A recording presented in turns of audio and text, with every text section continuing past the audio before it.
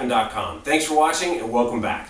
Today we're in the film room and we've got a special critical play of one of my favorite games. Today we're going to sit down and walk you through and show you how to play crossbows and catapults. No talk. Today we're going to be playing Mage Wars, the customizable strategy game of dueling mages. Oh, thank goodness Kraken Dan is here. This is such a better idea. So Kraken Dan is actually part of my play group. He helps us test a lot of the games and helps formulate a lot of the opinions. Now, Mage Wars is all about customizing mages with spellbooks. I'm assuming you brought one today. I did. I brought the Priestess spellbook today, and she's great. She's all about turtling, she's all about throwing walls up, she's all about defense, she's all about temples. And that sounds hard to beat. So I guess the only thing I should do is go get my Beastmaster spellbook, which is all about the rush, throwing out cheap, fast, quick, but painful creatures to try and get through all those defenses. Well, that's a great idea. I'm so glad you're here. Let's put crossbows and catapults to the side. Maybe we'll do that another day. But right now, let's get into Mage Wars. So we've got everything set up right now. And basically, it's an arena, just like the game says. We got two walls. We got, well, four walls. But we got two gates. The Priestess is entering over here, and the Beastmaster is entering over here. We do have player boards, mage status boards, that were a little bit off camera. But we'll try our best to show you as much detail around them as we go along. But to start the game off, my mage, the Beastmaster, has 9 channeling, starts off with 10 mana like every other mage does, and he has 36 life to start out with. And what are your stats? My Priestess, she has 10 channeling. She starts out with only 32 hit points, but she has an ability to increase that over time. Like cheating. So, cool. Well, we roll a die to see who goes first, to get initiative first. And I got an 11, and you got a 2. Therefore, I will win the whole game. No. So we will get out the initiative token, and I will start the game with that.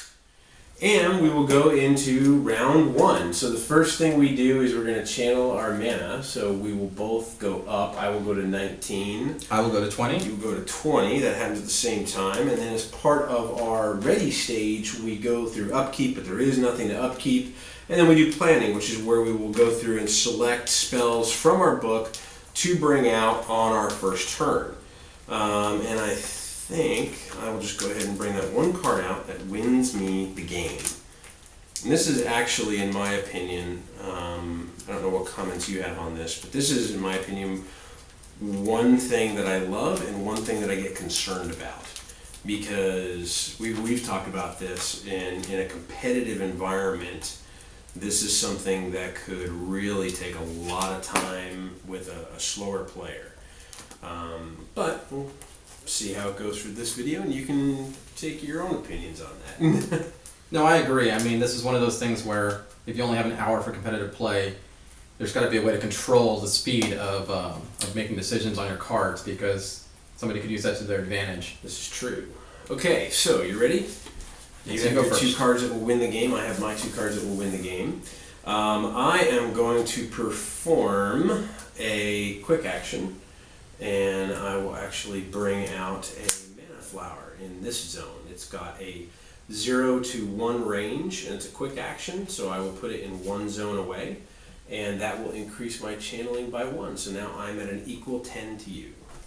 Well, I'm going to see your 10 and raise it 1, as I'm going to do a quick action and put forth the Moonglow Amulet onto my Mage. Very nice. Which is actually an equipment piece that gives me +1 channeling. And that we just keep off the board because it's part of the Mage, and that way it kind of frees up the space of the somewhat large yet at times restrictive board space. Okay, for my full action, I will go ahead and actually move and cast a Feral Bobcat. Now, a lot of people may be asking, why am I moving and doing a full action spell? Well, it is because of the Beastmaster's quick summoning. Once per round, the Beastmaster may summon a level 1 animal creature spell as a quick spell. And since he is a level 1, I can move and cast him as a quick spell. If I didn't have that, I would have normally had to keep him in this zone over here. But that's a nice thing about the Beastmaster. He comes in with his activation marker face down. So both of those cost me, I didn't take my mana off, that cost me 5 for the mana flower and then 5 for the Bobcat, so I'm down to 9. your full action. My full action will be playing the Temple of Asira. And that's going to allow me to bring out creatures over time straight from the temple. And I'm going to go ahead and it's a 0 to 1 range, so I can play it anywhere. I'm going to go ahead and play it in the zone I'm in. And the temple is really cool. It's one of those conjurations that actually channels mana on its own. And it has pretty good stats in terms of 3 armor and 9 health. So while you're going to be at an advantage of bringing things out, I'm going to be at a disadvantage of trying to get over there and attack that thing. So cool. So that's the end of round 1. And really from here we pass initiative, and you'll see us doing this back and forth. I think from here on out we don't really need to talk about passing initiative. But we do that. We go through our ready stage, so we pass the initiative, we reset all of our characters and their action markers. We channel our mana, so in this case we both channel 10, no, you channel 11. I channel 11. Because you're still cheating. So I go from 4 to 15. Right, and then I go from 9 to 19, and we go back to planning again. When I channeled the mana for my mage, I also channeled the mana onto my temple. So as you can see here, I've now put a 1 token on there, so we know exactly how much mana the temple itself has. Yeah, there's a lot of tokens in this game. If you are not a fan of games with tokens, don't even come near this game. Because as you can see, we if you saw the beginning, we've got 2 different planar storage devices out here for it, and it's pretty hefty in terms of tokens. All right, you have initiative. Right. It's all you. Well, I'm going to do... Unless you don't want it. I'm going to do what's kind of standard for the temple deck, and actually another temple. Put another temple. I'm going to do it as a quick action, and put the Hand of Bim Shala right over. Well, this one actually gives you a choice of +1 armor, +1 melee, or you can heal somebody 1 point. Yep. And it's an anytime, anywhere kind of thing, which is nice. But it all has a purpose, as hopefully we'll see soon. It does. Now you have 2 temples out, and that one is also a 0 to 1 range, so you can do it in another zone next to you, and it's got 2 armor and 5 health. And you need a ready marker for that to remind you of when you use it and when you don't. I shall do a quick action. I will go ahead and cast a mana flower in this zone, so I will up my channeling to 11.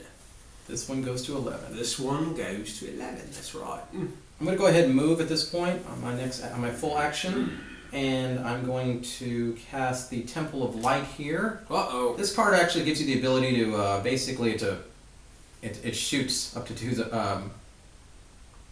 zones away, right. And the amount of dice you roll is based on how many temples you have out. So it's 3 now. The strategy is to put out as many temples as you can and have this thing just be firing every turn.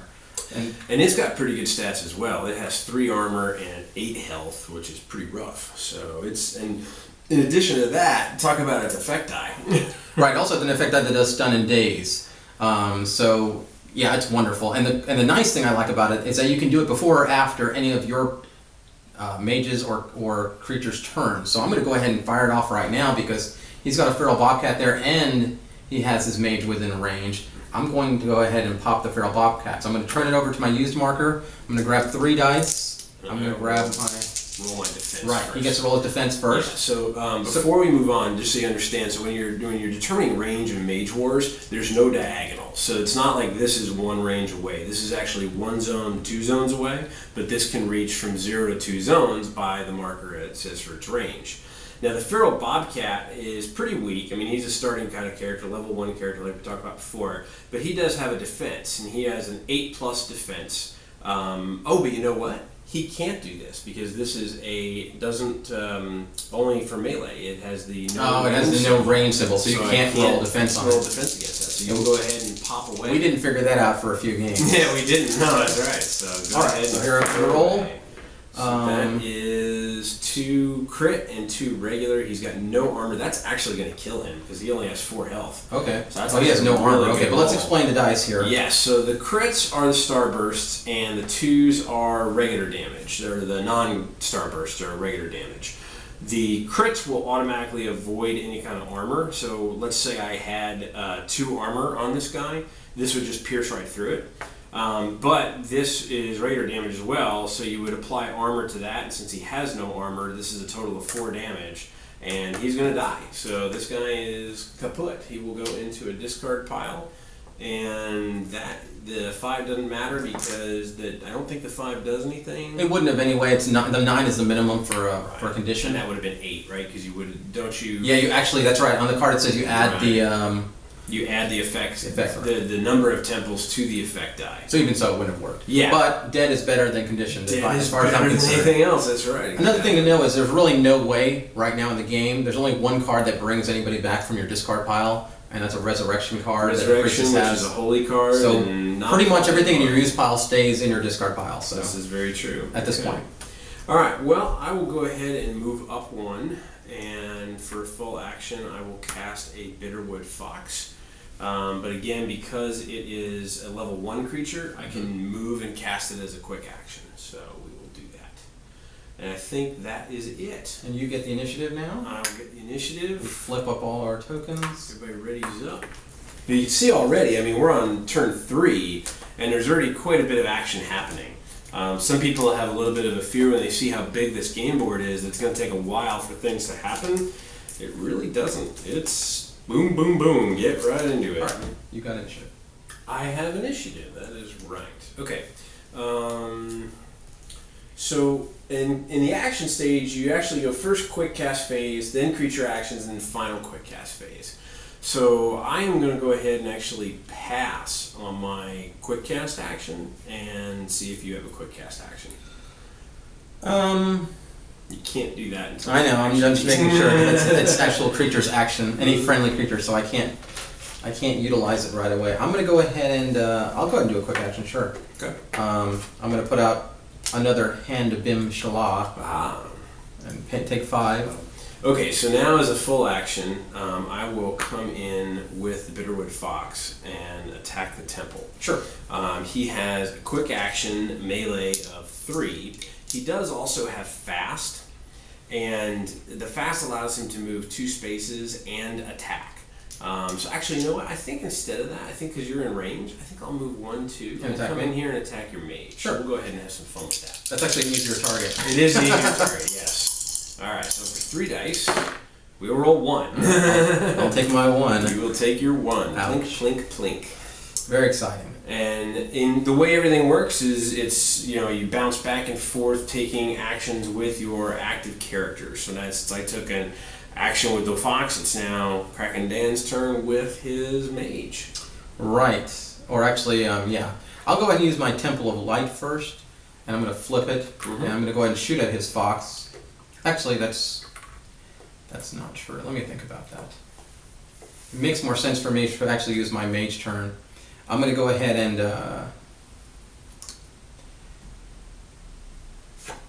do her full action. I'm going to cast this Hand of Bim Shalah over here. Wow! Go down to 2. You need ready markers on those guys too. Yeah. And move her over here. Okay.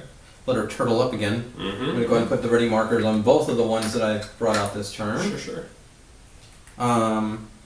Since it's before after a friendly creature's turn, being my mage, I'm going to go ahead and use one of my Hand of Bim Shalahs to heal her that 1 damage that was taken. Fire up my Temple of Light as well. Okay. But now it's going to be 5 dice. Yep. And the yellow against the fox. And that should take care of the fox. More than enough to take care of the fox. Yeah. Right. Only problem is now I'm all pretty much done. The only thing I can do now is use my other 2 Hands of Bim Shalah to either increase my armor or increase my melee or heal, which all 3 of those seem superfluous since she doesn't appear to be needing armor at this range or melee. So, I mean, I can go ahead and do it since it doesn't hurt, and I'll just go ahead and increase her armor by 2. Right. But that's what I'll do. Okay.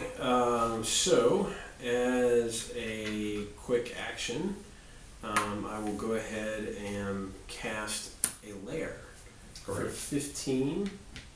And the lair is a spawn point. It's very similar to the Temple of Asira. It is as exclusive as almost all conjurations are. It's epic, it's Beastmaster only, and it is a 2 channel. It has 3 armor and 13 health, so it's fairly stout. And then, as my next action, because he's out of actions and can't do anything, I will actually, as a quick action, cast a Feral Bobcat there and put that like that. And then I will move into here. Okay. And that will be the end of my turn. So you will get initiative. And I get 1, 2 on my lair. Alright, it's my initiative.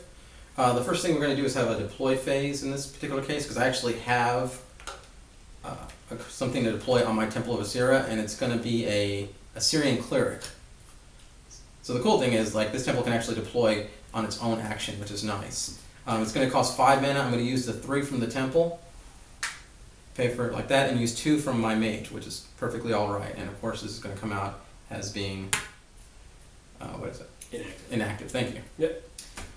And then it still is my initiative because he has no deploys. Mhm. So now, of course, he could have had one in his lair, depending on how that worked. But I he could doesn't. have. I didn't choose to put one out Right. though. So I'll go ahead and decide. One of the nice things too is that you could choose to put one out and then not cast it at all. So it's almost like a bluff. Yeah, you can where bluff. you can make people think, ooh, he's going to deploy something, and then just pull it back, and it goes back into your spell book if you do that. For my quick action, I'm going to play a Mage Wand. Now, a Mage Wand is an interesting card because with the wands, you actually go into your spell book. This one gives you a non-epic incantation spell. So I'm going to go into my spell book, look at my incantations, pick one, and Bind it. bind it to the wand. I'm going to leave it face down for now, so this Tox here can't see what I'm doing. But that, But it's pretty much given he's cheating. right. Basically, you know, and you can use that wand as a, depending on the type of card, as a quick action or a full action, depending on what the spell is, every turn. You don't have to worry about losing it to the discard pile like you would any other spell you cast. Unless somebody dissolves that. Right, and there's a dissolve card specifically designed to destroy equipment. Which would be great if one of these 2 cards was that. And you are in range. But it's not. Now you So have your for option my of the quick action, right? Yes, I will, for a quick action, go ahead and I will do, as a quick action, once per turn, summon a level 1 creature. So I will summon him, the Feral Bobcat. Can you do that in one range, or does it have to be in the same? Oh, no, it has to be in the same Right, zone. okay. Sorry, I apologize for that. Yeah, but you're correct. Removed. Does not matter, though. That's okay. Cool. Now, he's got 2 creatures out. He's already starting to beat up on me with Oh yeah, I'm starting to beat up with you. With 3, I'm going to heal 1 each time. Yeah. Admittedly, I am gonna have to. Kind of wishing the Temple of Light was it could switch from melee to range because it'd be nice to pump at 3. Mhm. I'm gonna go ahead and, since it's beginning of, before my creature's action, aka my mage, I'm gonna go ahead and fire my Temple of Light. Okay. The smart move would be to go ahead and shoot the Feral Bobcat that's still active. Right. So I'm going to go ahead and do that. I'm going to flip this to the use position, grab my 5 dice and my yellow condition die. Mm-hmm. And not a great roll. Hey, so 2 damage. Right, plus 5 for the yellow, that makes it 8. It's still not enough to do any condition on him, so... Alright, so we'll put 2 damage Pretty on much this whiff Feral that Bobcat, one. and he'll live for now. And for my mage's action, I'm going to go ahead and pay 7. Mm-hmm. And I forgot to take my 5 off again. You gotta watch me. yeah, you're quite... Oh, wait a minute. You know what? I think I did the same thing, because I was at like... You were at 11 at the end, I think, of last turn. Honestly, I don't remember. I'm gonna have to trust you. Because I remember you said you were gonna pay 2 from your cleric when you did your deployment, and you went from 13 to 11. And then Yeah. you played your mage Right, once which at would mean 5, 6. so it paid 6. Yep. Yeah, which means I can't play this. So, and that's okay. That's where I was off on. I knew I was 1 point shy if I did that. So what I'm going to do is actually, interestingly enough, I'm going to move 1. Okay. I'm going to use my wand, which has the force push ability. Mm-hmm. Allows me to push a creature 1 zone. Okay. It has a 0 to 2 range. So I'm going to go ahead and I either have to choose his mage or his feral bobcat. Either one of them are within range of me, and I can push them one zone in any direction. I kind of want to get both of them away from me. So Mass force push. this one has a charge, Mhm. which he wouldn't be able to do from that range unless he was going after one of my temples. And I'm going to take a chance and go ahead and use the force push to move this guy back 1. Okay. And then I'm also going to go ahead and use my 3 Hand of Bimshalaz to bump my armor up 3. So it gives your mage +3 armor. Right. Just in case he decides to come in there with the mage and attack me directly. Sure. Okay. Alright, well, let's see what we can do here. So you're done, so I get to go with both my guys here. And I think the right thing to do is first I will go ahead and cast this, and then I will move up here. Right. And then he will come in with that. Nice. And then I will 1, 2, and he can't attack. He doesn't have fast, so he can't do that cool action, but he will go ahead and be good to go with 2 movements for his actions, and that's it. So you've got the initiative now. Yep. Let's flip up more pieces. That cost me 5 more for the Feral Bobcat, and then I go 5, 10, 11, and then I get the initiative. Everybody flips over. I've got a lot more creatures than you do. A lot more creatures. Daddy's happy. Yes, he should be. Alright, I'm up. Let's see what we've got. You have a deploy. I have a deploy. So, I'm going to go ahead and deploy another Feral Bobcat. And that'll cost me 3 from my lair, plus 1 from my mana I supply. thought you had 4 on the lair. Yeah, I'm sorry, I said 3. I took 4 off. There was 3 and 1. So Right, so it's only going to cost you... Cost me 1, so I go from 12 to 11. So that was my deployment phase. And then I have quick casts. So I will go ahead and for a quick action, I will place a Bitterwood Fox right in your base, stealing your stuff. Very nice. Any quick actions for you, Mr. Force Push? Yeah, I think I will... no, actually, well, possibly in conjunction with a Force Push, one of your favorite cards. Uh-oh, teleport. No, the Wall Flame. I'm going to go ahead and put a Wall of Fire out. Now, that's a fun card, because basically there's a big wall of fire between these 2 zones now. And it actually sits between, on the line, like that, so you can see which 2 zones. Technically, if I had more mana, I could actually play... You can actually do... It has a thing called Extendable, and you can play multiple walls of that same type in one thing. You can just pull them out of your thing and keep playing them. It's a little expensive, because... While the first one costs 7, the second one costs 9, and they get more expensive. So I'm not going to go ahead and do that this turn because I really don't have the mana for it, and be able to do other things. So that's going to be my quick cast. And the Wall of Fire is pretty brutal. It will actually attack anyone that passes through it.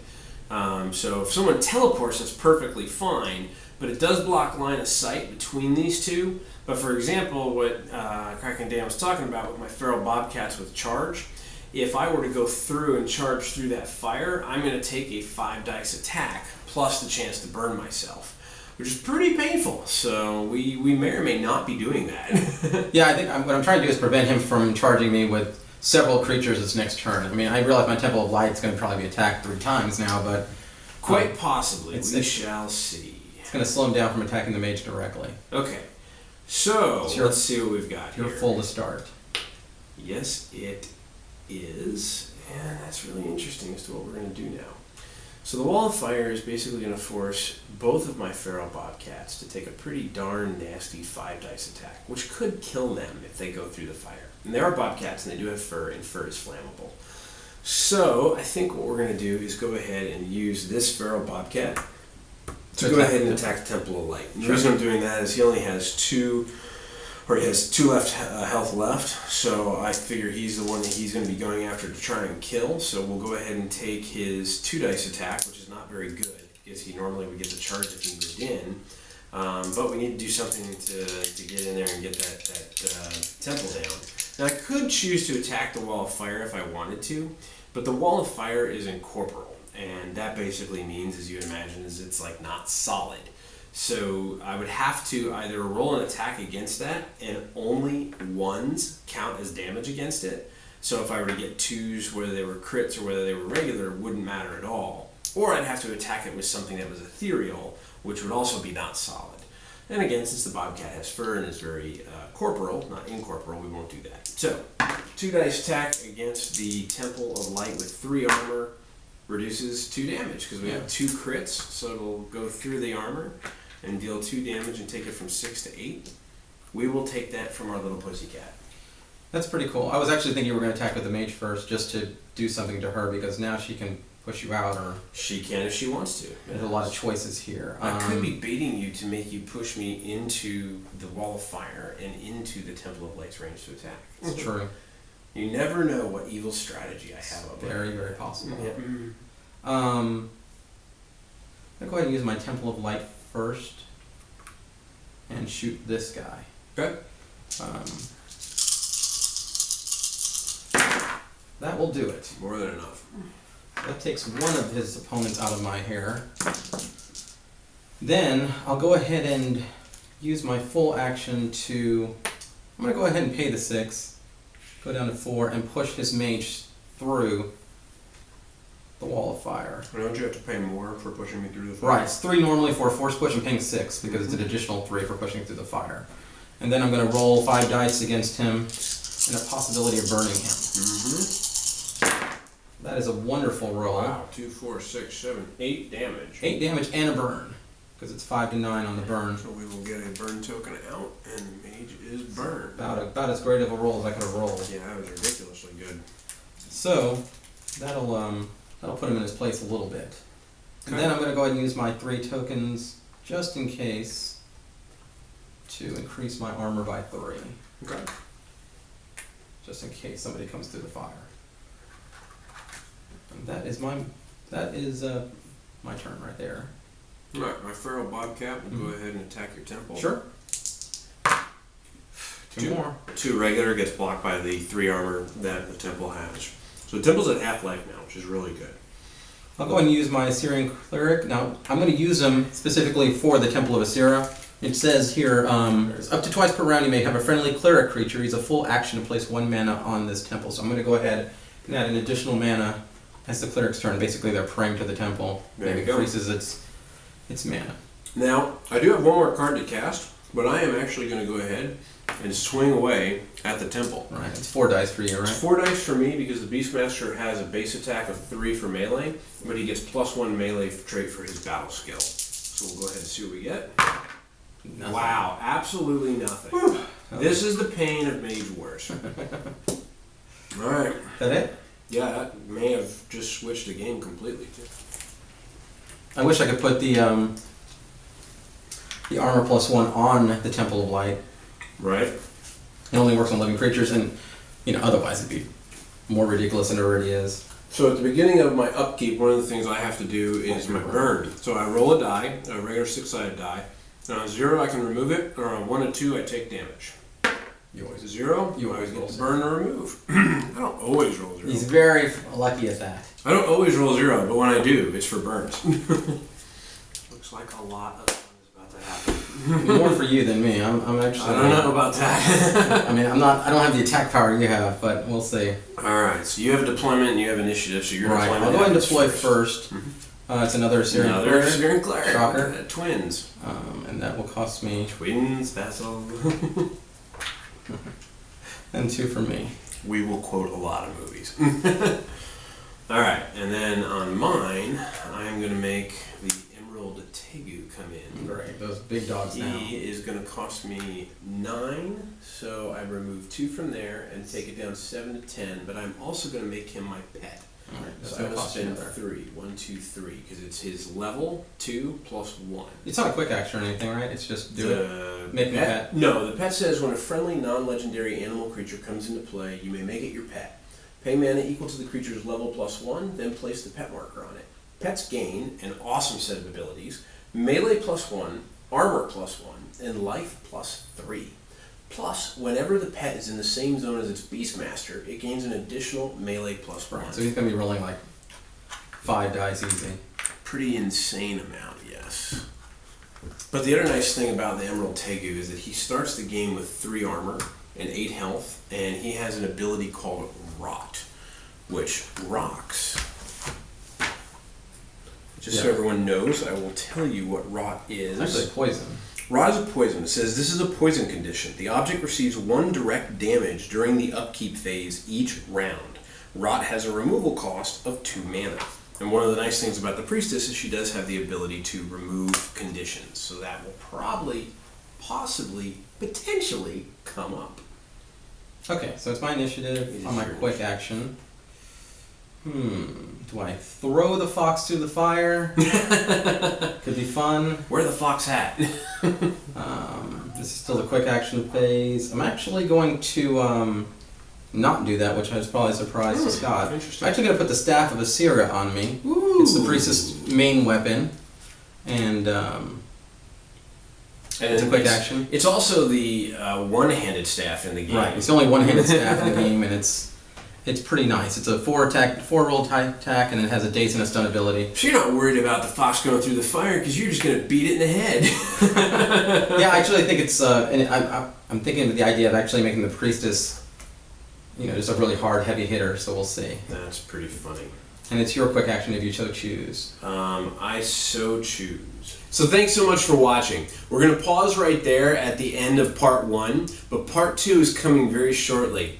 Get ready, because the fox is going to get beat up probably, and maybe, just maybe, there's one, if not 2 mages just crazy enough to start walking through that wall of flame. But however it works out, we hope you are enjoying this as much as we are enjoying playing it. Now, Kraken Dan and myself play Mage Wars quite a bit, and we normally move a lot faster, so we're trying to slow things down and pace it so that you can see the movement, you can see how things interact, and you can see some of the card scans that we've been showing you during this video. If you have any comments, we'd love to hear from you. Please feel free to leave them here in the YouTube channel. Of course, you can find us at Google+, at Twitter, and at Facebook on all of our social sites, and of course at critshappen.com. But stay tuned for part 2 of our critical play of Mage Wars very soon, and until we see you next time, keep rolling those dice, and we hope they're all crits.